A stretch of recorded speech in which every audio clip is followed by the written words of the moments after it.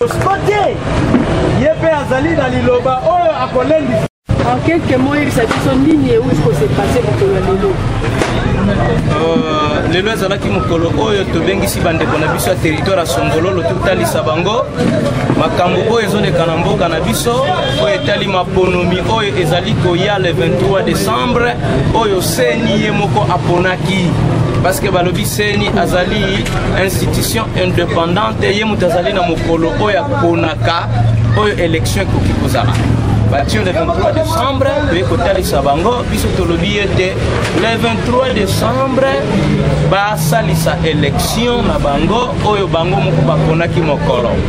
Le côté Sabango lisusu partenariat na biso MPCR na Moïse Katumbi, Chapwe na G7 na monsieur Tshisekedi biso nyonso monsieur Félix Tshisekedi biso nyonso tozali liboke moko ezali na ngonga oto koleka na primaire pona kobimisa candidat unique de l'opposition oyo akondema biso na élection ya le 23 décembre parce que peuple congolais a commis fatigué azali kozela élection et salema pour être apona oyo ye alingi abima président de la République. Moïse Katumbi azali koya d'ici le 23 juin na Kinshasa pour se faire enrôler pour azala candidat président de la République. Cette fois-ci, ils seront humiliés et ridiculisés devant le peuple. Machine à voter ou machine à tricher? Moi je crois que il faut tous à la série na makambo tozo sala.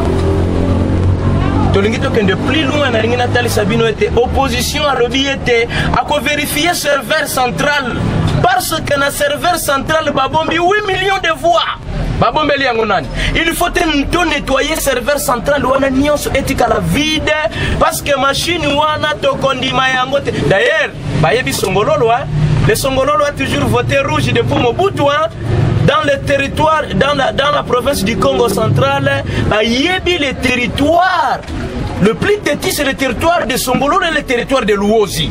Ça, c'est incontestable. Le lobby non la machine à tricher. Lobby, bango mutu bakumisaki, baboyaki yango. Le loyo, pona ba dollar, ba franc congolais, bandimi yango facilement. Nous disons non la machine à tricher.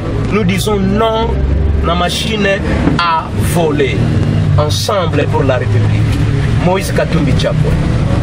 Le 23 décembre, nous avons une élection. Le 23 décembre, nous avons une élection. Nous avons une élection. Nous avons une opposition. Nous avons beaucoup. IDPS, la G7, nous avons un candidat unique. Oyo biso opposition de mokoto pesa kokote mais tolobi boye boko la mise na machine à voter biso to boyi yango biso na machine à voter machine à voler biso na machine à voler machine à tricher donc il va se faire un papier en 2006 en 2011 bana mboka boko la mise